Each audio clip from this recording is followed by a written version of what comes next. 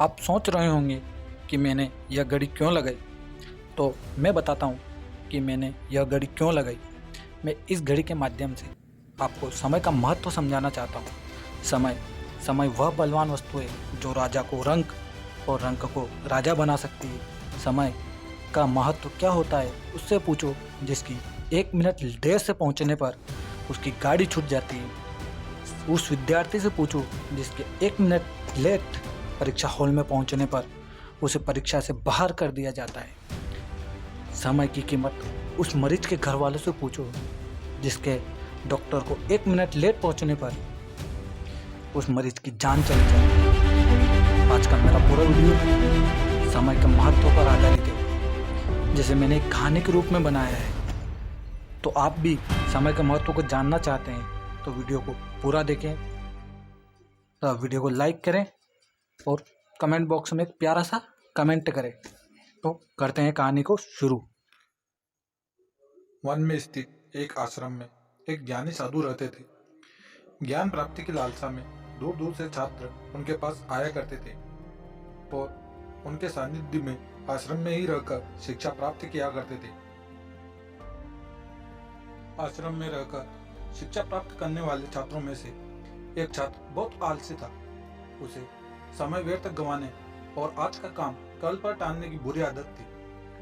साधु को इस बात का ज्ञान था, इसलिए वे चाहते थे कि शिक्षा पूर्ण कर आश्रम से प्रस्थान करने के पूर्व वह छात्र आलस्य छोड़कर समय का महत्व समझ जाए।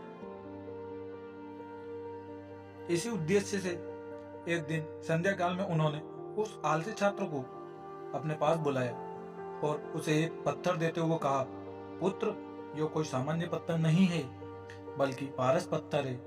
लोहे की जिस भी वस्तु को यह छू ले वह सोना बन जाती है। मैं तुमसे बहुत प्रसन्न हूँ, इसलिए 2 दिनों के लिए यह पारस पत्थर तुम्हें दे रहा हूँ। इन 2 दिनों में मैं आश्रम में नहीं रहूंगा।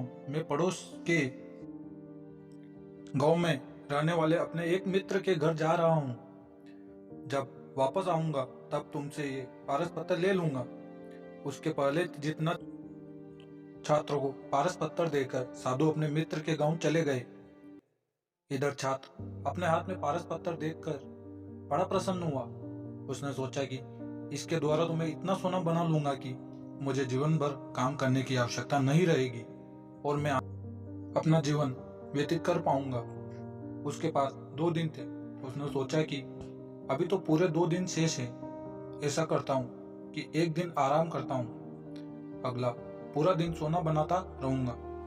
इस तरह एक दिन उसने आराम करने में बिता दिया। जब दूसरा दिन आया तो उसने सोचा कि आज बाजार जाकर ढेर सारा लोहा ले आऊंगा और पारस पत्थर से छूकर उसे सोना बना दूंगा। लेकिन इस काम में अधिक समय लगेगा नहीं, इसलिए पहले भरपेट भोजन करता हूँ, फिर सोना बनाने में जुट जाऊंगा। भरपेट भोजन करते ही उसे नींद आने लगी।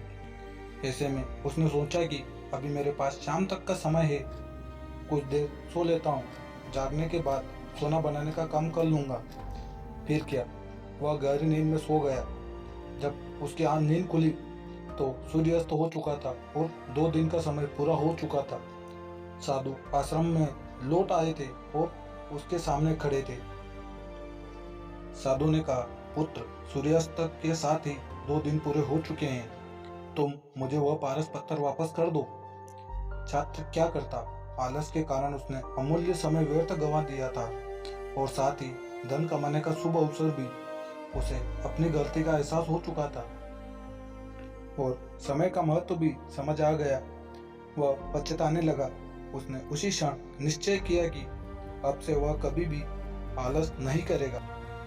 शिक्षा, जीवन में उन्नति करना चाहते हो तो आज का काम कल पर टालने की आदत छोड़ दें। समय अमूल्य है, इसे व्यर्थ ना गंवाएं, क्योंकि एक बार हाथ से निकल जाने के बाद समय कभी दोबारा वापस नहीं आता।